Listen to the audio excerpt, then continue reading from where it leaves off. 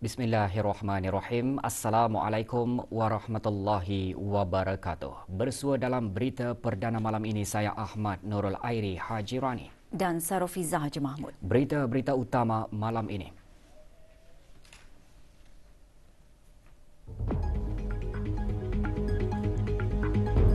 Dulian Teramat Mulia Paduka Seri Pengiran Muda Mahkota berkenan berangkat menyempurnakan perasmian Pesta Konvoi UBD 2022.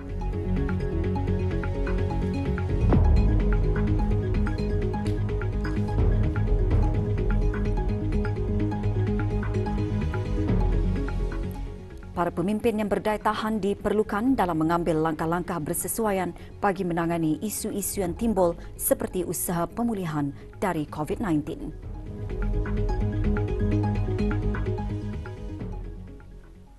Duliang Teramat Mulia Paduka Seri Pengiran Muda Mahkota Pengiran Muda Dr. Haji Al-Muhtadi Billah Ibni Kebawah Duliang Mahamulia Paduka Seri Baginda Sultan Haji Hassan Al-Bolkiah Muizzuddin Wad Daulah, Menteri Kanan di Jabatan Perdana Menteri dan Pro-Chancellor Universiti Brunei Darussalam UBD pagi tadi berkenan berangkat menyempurnakan perasmian Pesta Konvoi UBD 2022.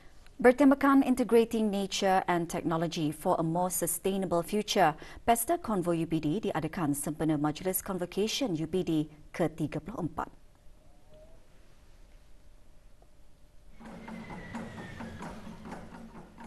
Keberangkatan Dulian Teramat Mulia dijunjung oleh Yang Berhormat Datin Sri Setia Dr. Dayang Hajah Romaizah binti Haji Muhammad Saleh, Menteri Pendidikan.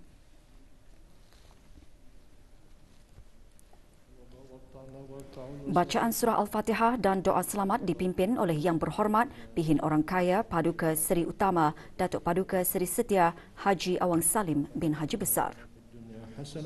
وفي الآخرة حسنة وقنا عذاب النار وصلى الله على سيدنا محمد وعلى آله وصحبه أجمعين بفضلك سبحان ربك رب العزة عما يصفون والسلام. Dulian Teramat Mulia berkenan merasmikan Pesta Konvoi UBD 2022 dan bangunan Pusat Kesenian Pro-Chancellor.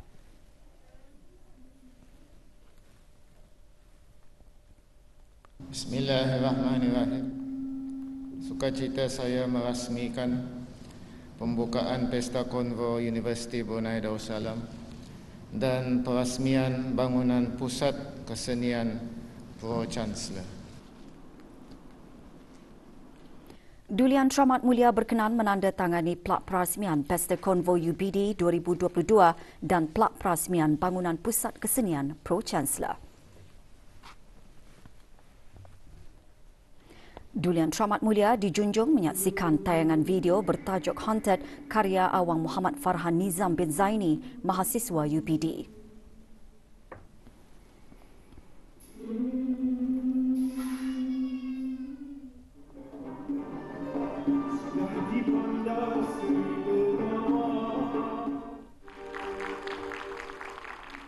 Dulian Teramat Mulia seterusnya berkenan menyaksikan pameran mengetengahkan projek penyelidikan mahasiswa-mahasiswi serta alumni UBD. Projek pembangunan model bangunan yang cekap dengan sistem kehijauan menegak mengetengahkan pengurangan penggunaan tenaga dan pengurangan suhu.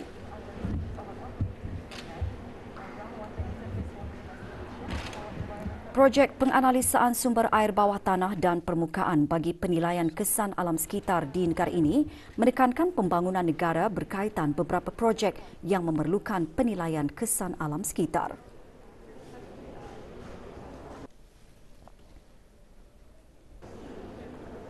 Projek kajian ciri-ciri dinamik jambatan Brunei untuk pemantauan kondisi jambatan dan penyelenggaraan masa depan mengetengahkan kajian memantau tingkah laku dinamik jambatan. Projek penyelidikan mengoptimumkan sistem tenaga solar pula mengoptimumkan sistem pemiteran bersih dan penghantaran beban ekonomi sistem kuasa.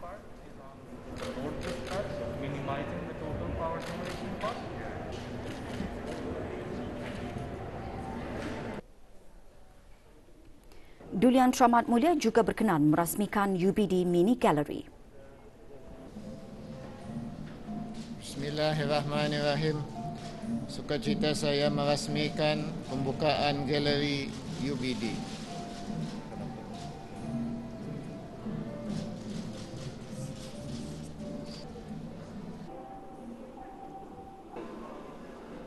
UBD terus berusaha meningkatkan lagi budaya inovasi melalui latihan dan teknologi digital bagi meningkatkan hasil penyelidikan dan pembangunan.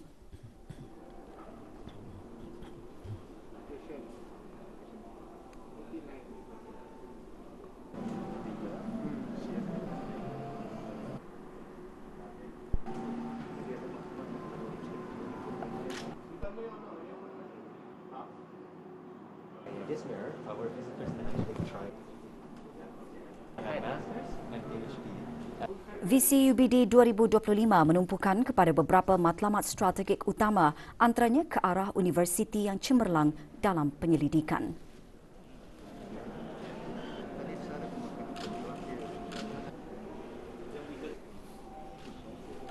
And robotics, cybersecurity.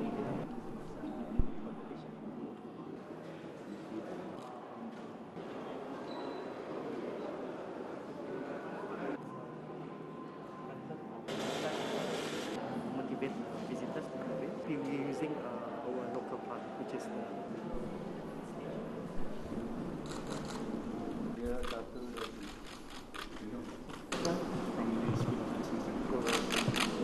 from social science. Baru mulai ya? Leadership, innovation and learning.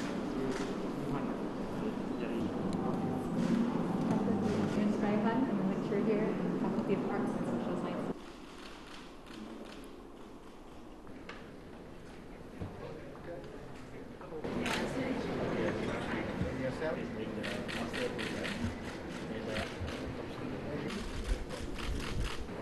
Final year?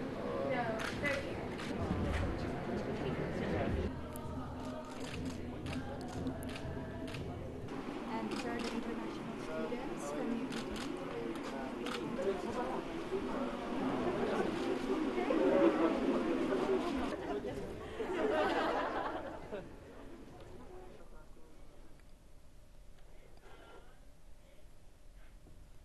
Status harian normal baharu COVID-19.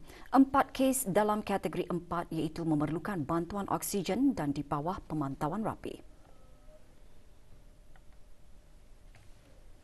Kementerian Kesihatan juga memaklumkan 605 kes sembuh hari ini, manakala 1 kes meninggal dunia.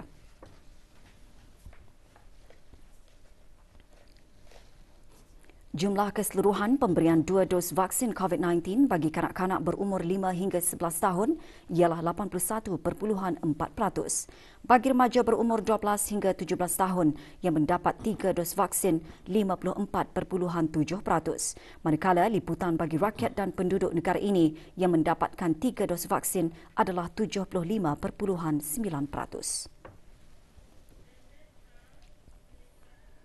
Pembelajaran dan perkongsian maklumat berharga mampu melahirkan pemimpin siaga masa hadapan. Ikuti bahan beritanya selepas ini bersama dengan bahan berita lainnya.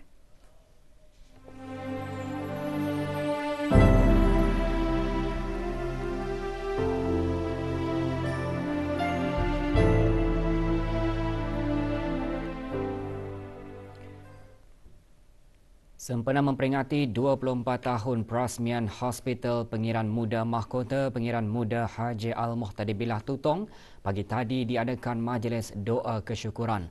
Majlis berlangsung di Surau As-Salam Hospital berkenaan. Hadir yang berhormat Datuk Seri Setia Dr. Awang Haji Muhammad Hisham bin Haji Jaafar, Menteri Kesihatan.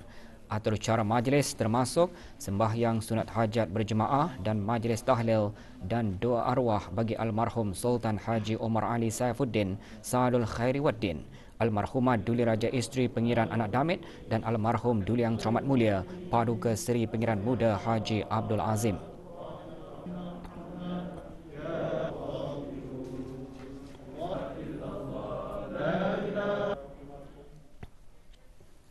Pelbagai cabaran perlu dihadapi ke arah mencapai wawasan Brunei 2035.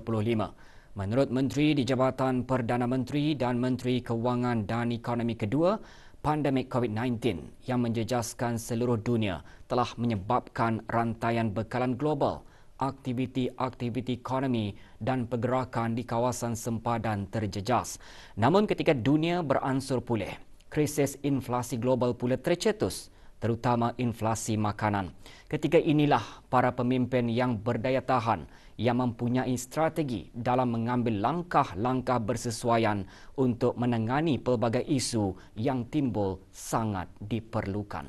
Yang berhormat Datuk Seri Setia Dr. Awang Haji Muhammad Amin Liu bin Abdullah menekankan perkara itu dalam ucap tamanya semasa melancarkan program kepimpinan eksekutif Kementerian Kewangan dan Ekonomi pagi tadi. Leadership development will therefore never stop. We need to have leaders who continue to show resiliencies, adaptabilities, and flexibility. We will therefore continue to develop and upgrade our leadership quality in order to better equip ourselves to confront new challenges and uncertainties ahead of us. Program yang diungkapkan dengan kerjasama Temasek Foundation dan Civil Service College Singapura itu merupakan platform untuk mengembangkan keupayaan dan strategi kecekapan kepimpinan holistik dengan menyesuaikan pembelajaran tindakan terutamanya untuk perancangan dan pelaksanaan strategi.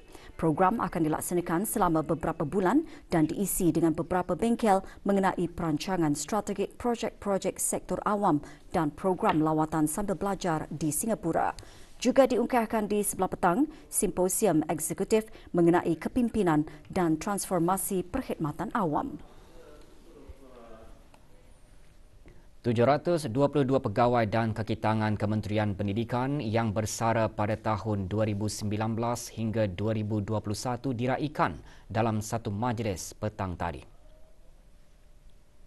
Dr. Haji Azman bin Ahmad, Setiausaha Tetap Pengajian Tinggi Kementerian Pendidikan, dalam ucapannya berkata, pengalaman para pesara sepanjang berkhidmat di Kementerian Pendidikan akan menjadi aspirasi dan pemangkin ke arah pembangunan berterusan sama ada dalam bidang ekonomi, sosial, kemasyarakatan, kebajikan dan pendidikan. Penyampaian sijil dan cenderamata kepada para pegawai dan kaki tangan yang bersara disempurnakan oleh Yang Berhormat Datin Seri Setia Dr. Dayang Hajah Romaizah binti Haji Muhammad Saleh, Menteri Pendidikan. Majlis berlangsung di Royal Berkshire Hall, Royal Brunei Polo and Riding Club, Jerudong. Kementerian Kebudayaan, Belia dan Sukan dan jabatan-jabatan di bawahnya pagi tadi mengadakan majlis sambutan awal tahun 1444 Hijrah. Majlis berlangsung di Dewan Bahasa dan Pustaka, Prakas. Hadir Yang Berhormat Datuk Seri Setia Awang Haji Nazmi bin Haji Muhammad, Menteri Kebudayaan, Belia dan Sukan. Majlis diserikan dengan ceramah khas bertajuk Belia Menangani Hijrah Rasulullah dan diselajurkan dengan dikir marhaban dan doa selamat bagi meraikan kepulangan jemaah haji bagi pegawai dan kaki tangan kementerian ini.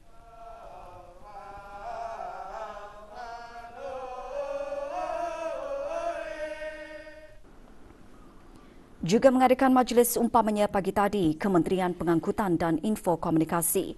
Hadir Awang Haji Muhammad Nazri bin Haji Muhammad Yusof, Setiausaha Tetap Kementerian Pengangkutan dan Info Komunikasi selaku Wakil Menteri Pengangkutan dan Info Komunikasi. Majlis diisi dengan ceramah khas bertajuk Memahami Erti Hijrah. Majlis yang diselajurkan dengan meraikan kepulangan jemaah haji ini berlangsung di kementerian berkenaan. Mufti ibarat pengganti dan pewaris kepada Rasulullah sallallahu alaihi wasallam dalam menyampaikan ajaran Allah Subhanahu wa taala. Justru para ulama besar bersikap sangat berhati-hati dalam mengeluarkan fatwa yang merupakan menggubal undang-undang Allah. Yang Berhormat Pihin Datuk Seri Maharaja Datuk Paduka Seri Setia Dr. Ustaz Haji Awang Abdul Aziz bin Junaid, Mufti Kerajaan, berucap demikian semasa majlis doa kesyukuran dan penghargaan sempena 60 tahun penubuhan Institusi Fatwa Negara Brunei Darussalam. Disebut undang-undang Allah, ia bukan terbit dari pendapat dan fikiran kita seperti menggubal undang-undang manusia, bukan.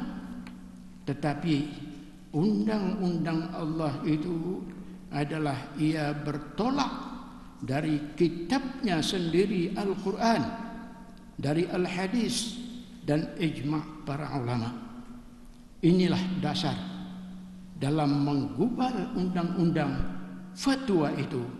Sebab itulah para ulama tidak sembarangan memberi fatwa, kerana yang difatwakan itu tidak boleh terbabas sama sekali dari landasan undang-undang Allah. Juga diselajurkan penyampaian sijil penghargaan kepada mereka yang menyumbangkan jasa dan bakti dalam menanai amanah dan tugas dalam institusi fatwa semasa peringkat awal penubuhannya di negara Brunei Darussalam. Juga menerima sijil mereka yang berkhidmat lebih 20 tahun serta mereka yang pernah menyumbangkan khidmat di Jabatan Mufti Kerajaan.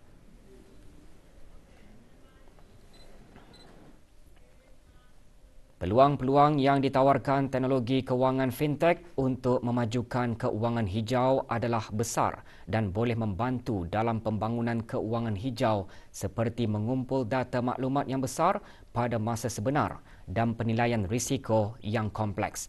Perkara tersebut terkandung dalam ucap tama Timbalan Menteri Kewangan dan Ekonomi semasa forum mengembangkan fintech dan keuangan hijau di negara Brunei Darussalam. Dianjurkan oleh Majlis-Majlis Perniagaan ASEAN dan APEC negara Brunei Darussalam dengan kerjasama Kementerian Kewangan dan Ekonomi dan Suruhanjaya Tinggi British serta Bank Baiduri, forum berlangsung pagi tadi di Bangunan Reka Bentuk dan Teknologi Anggrek Desa. Dalam ucap tama, Datuk Seri Paduka Awang Haji Khairuddin bin Haji Abdul Hamid juga menyentuh mengenai kepentingan hubungan kewangan hijau dan kewangan Islam serta menggariskan kepentingan pembangunan sektor kewangan mampan yang mampu menyalurkan dana dalam inisiatif hijau selain menyentuh pembiayaan kenderaan elektrik sebagai contoh. With the demand from the global and domestic markets for alignment towards the sustainable development goals, especially in the fields of green finance initiative, I believe that it is the time for the relevant entities to explore, study and evaluate how the country could benefit from the industry in line with the Vision 2035 third goal, which is to make Brunei Darussalam a dynamic and sustainable economy. Forum juga mendengarkan perkongsian daripada Tuan Yang Terutama Mark Garnier MP, Utusan Perdagangan Perdana Menteri United Kingdom ke negara Brunei Darussalam, Myanmar dan Thailand tentang pendekatan United Kingdom terhadap fintech dan amalan-amalan kawal selia yang digunakan serta bagaimana universiti-universiti berusaha ke arah menyokong fintech. Sementara itu, panel perbincangan menyentuh mengenai rangka kerja kawal selia dan langkah-langkah praktikal pertumbuhan sektor fintech di Brunei.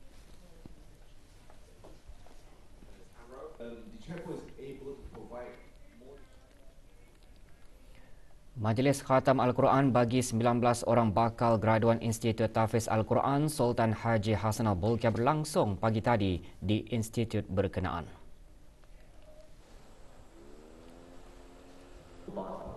Majlis dimulakan dengan bacaan surah Al-Fatihah dipimpin oleh Awang Haji Muhammad Seruddin bin Haji Timbang, Timbalan Setia Usaha Tetap Dasar dan Keugamaan, Kementerian Hal Ehwal Ugama selaku Ahli Jawatan Kuasa Tertinggi Haflut Takharuj kali ke-10. Majlis merupakan salah satu acara iringan bersempena Haflut Takharuj Institut Tahfiz Al-Quran Sultan Haji Hassanal Bolkiah.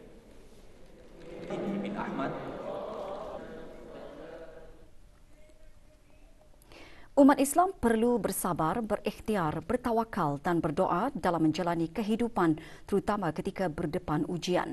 Saranan tersebut antara yang terkandung dalam forum khas Belia Ilal Hijrah yang berlangsung di Balai Ibadat Kampung Mata-Mata Gadong semalam. Forum diadakan bagi sama-sama menyemarakkan kedatangan awal tahun Hijrah dan sempena Hari Belia Kebangsaan ke-17. Dianjurkan oleh Jawatan Kuasa Takmir dan Belia Balai Ibadat Kampung Mata-Mata Gadong, forum bertajuk Bersabar, Berikhtiar, Bertawakal dan Berdoa menghadapi ujian memacu wawasan negara. Hadir Awang Haji Amir Hisham bin Haji Masri, pemangku pengarah Hal Ehwal Masjid.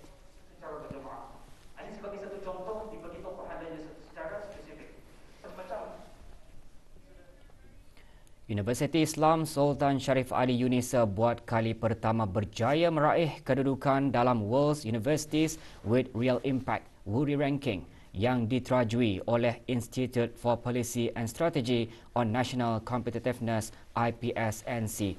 Pengiktirafan tersebut menunjukkan sebagai sebuah institusi tinggi Islam tulen, UNISA mampu menyediakan program yang khusus yang berkualiti tinggi dan berdaya saing khususnya di peringkat antarabangsa. Ini kerana sistem ranking turut disertai oleh universiti-universiti terkemuka di dunia.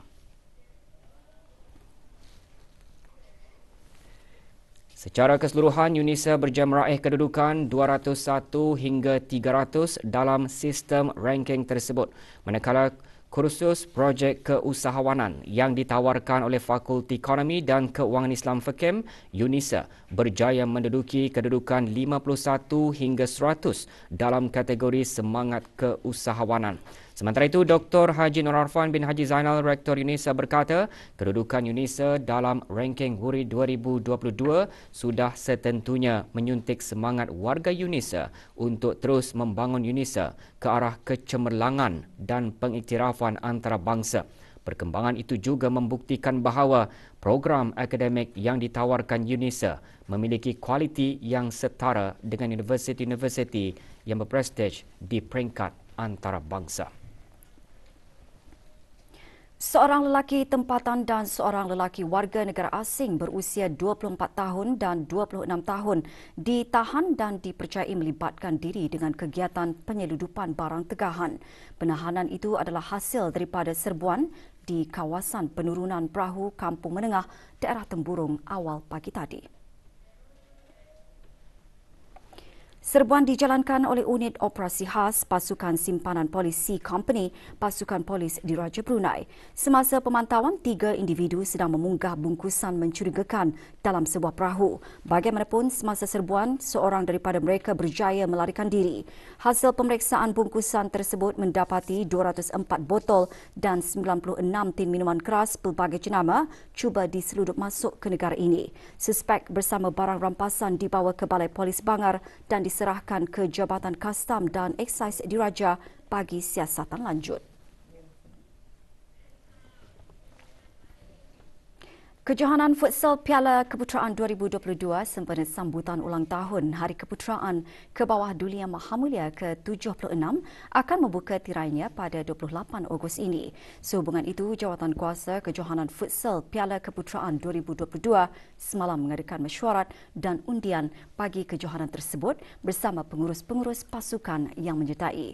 Majlis berlangsung di Jabatan Daerah Brunei dan Muara. Mesyuarat dipengerusikan oleh Awang Rosidin Haji Abdul Aziz, pengerusi bersama Jawatan Kuasa Kejohanan Futsal Piala Keputeraan 2022. Sebanyak 28 pasukan menyertai kejohanan ini dan dibahagikan kepada 7 kumpulan. Dengan pasukan yang berada di kedudukan pertama dan kedua serta 2 pasukan terbaik yang berada di tempat ketiga akan mara kepusingan seterusnya.